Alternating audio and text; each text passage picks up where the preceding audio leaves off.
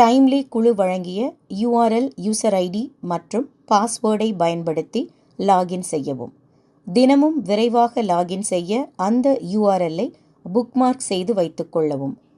Password மறந்து போய்விட்டால் timely சப்போர்ட்டை தொடர்பு கொள்ளவும். லாகின் செய்த பின்னர் டைம்லி டேஷ்போர்டில் தினசரி நோயாளிகளின் முக்கிய 3 கணக்கை பார்க்கலாம்: செக்ட் இன் கிளினிக் மற்றும் கம்ப்ளீட்டட்.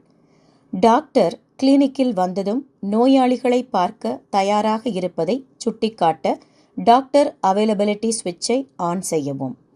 வாக்கின் நோயாளிகள் வந்தவுடன் ஆட் பேஷண்ட் பட்டனை கிளிக் செய்து அவர்களின் முக்கிய விவரங்களை உள்ளிட்டு உறுதிப்படுத்தவும். அவர்கள் உடனடியாக கியூவில் சேர்க்கப்படுவார்கள்.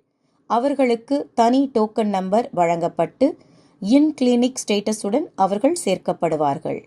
ஆன்லைன் செக்இன் செய்தவர்கள் செக்ட் இன் என காட்டப்படுவார்கள்.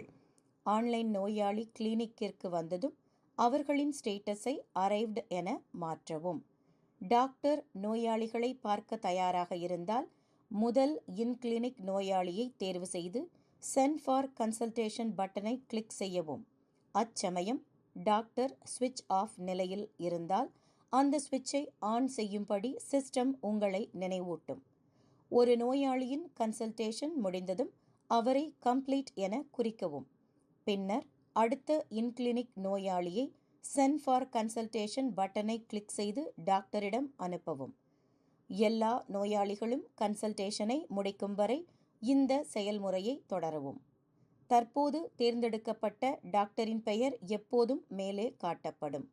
உங்கள் கிளினிக்கில் பல டாக்டர்கள் இருந்தால் அந்த பெயரை கிளிக் செய்து பட்டியலிலிருந்து மற்றொரு டாக்டரை தேர்வு செய்யவும். அவர்களின் டேஷ்போர்ட் உடனடியாக லோட் ஆகும். இதே செயல்முறையை கிளினிக்கில் உள்ள அனைத்து டாக்டர்களுக்கும் பயன்படுத்தலாம்.